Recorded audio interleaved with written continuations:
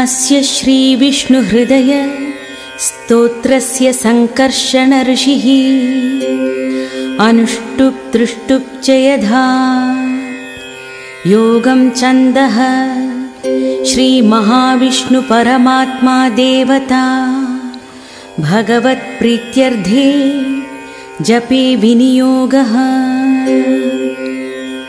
संकर्षण ममाग्रतः सदा विष्णुः पृष्ठतश्चापि केशवः गोविन्दो दक्षिणे पार्श्वे वामे च मधुसूदनः उपरिष्ठात् तु वैकुण्ठो वराह पृथिवीतले अवान्तरदिशो यास्तु तासु सर्वासु माधवः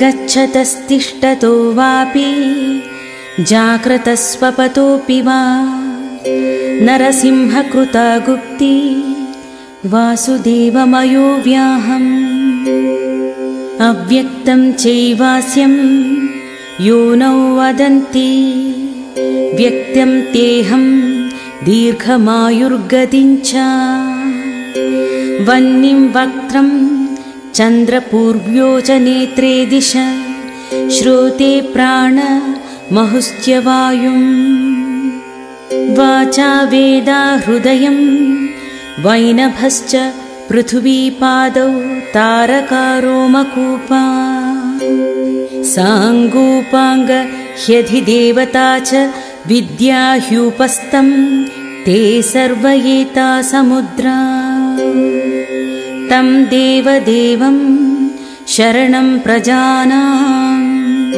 यज्ञात्मकं सर्वलोकप्रतिष्ठितं यज्ञं वरेण्यं वरदं वरिष्ठं ब्रह्माणमीशं पुरुषं नमस्ते आद्यं पुरुषमीशानां पुरहूतं पुरुष्टुतं ऋतमेकाक्षरं ब्रह्मव्यक्ताव्यक्तं सनातनम्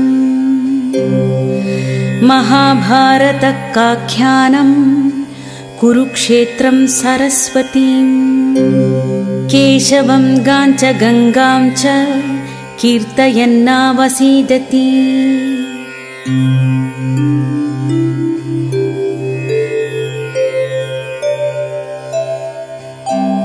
ॐ भूः पुरुषाय पुरुषरूपाय वासुदेवाय नमो नमः ॐ भुवं पुरुषाय पुरुषरूपाय वासुदेवाय नमो नमः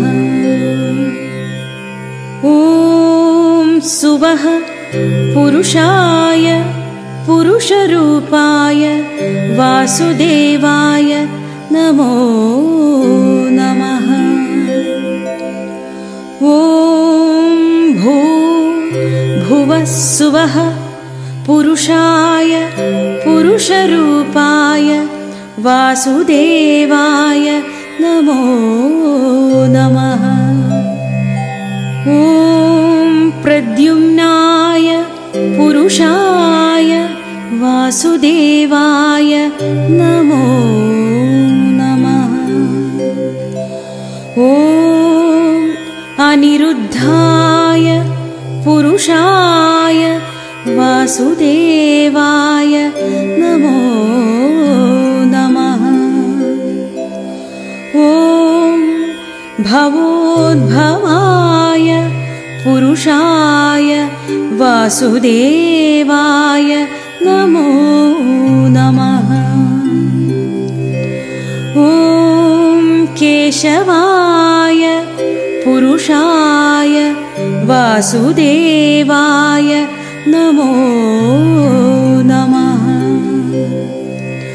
ॐ नारायणाय पुरुषाय वासुदेवाय नमो नमः ॐ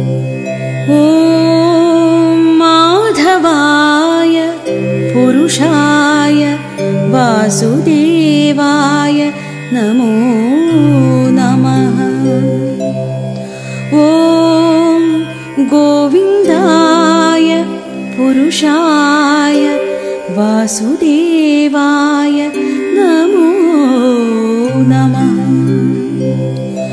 ॐ विष्णवे पुरुषाय वासुदेवाय नमो नमः।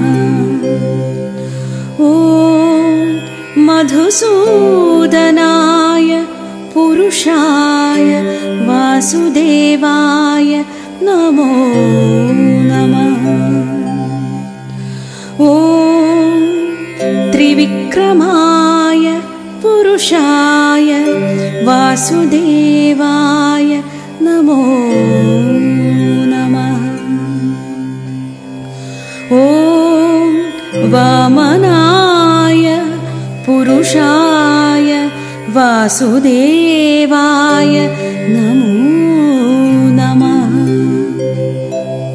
ॐ वामनाय पुरुषाय वासुदेवाय नमो नमः। ॐ श्रीधराय पुरुषाय वासुदेवाय नमो नमः। ॐ ऋषिकेशाय पुरुषाय वासुदेवाय नमो नमः। ॐ पद्मनाभाय पुरुषाय वासुदेवाय नमो नमः। ॐ दामोदराय पुरुषाय वासुदेवाय नमो नमः। ॐ सत्याय पुरुषाय वासुदेवाय नमो नमः। ॐ ईशानाय पुरुषाय वासुदेवाय नमो नमः। ॐ तत्पुरुषाय पुरुषाय वासुदेवाय नमो नमः।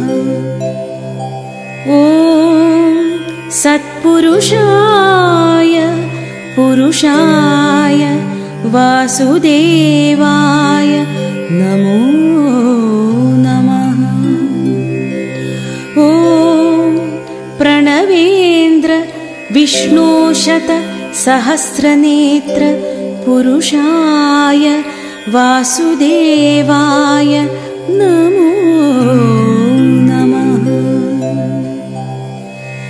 य इदं विष्णुहृदयमधीयते ब्रह्मवात्याय पूतो भवति पतित सम्भाषणा पूतो भवति सुरापाना पूतो भवति सुवर्णस्तेय पूतो भवति असत्यभाषणात्पतो भवति अगम्यागमनात्पतो भवति वृषवीगमनात्पूतो भवति अनेक क्रतुसहस्रेणेष्टं भवति गायत्र्या षष्ठी सहस्राणि जप्तानि भवति अष्टौ ब्राह्मणान् ग्राहयित्वा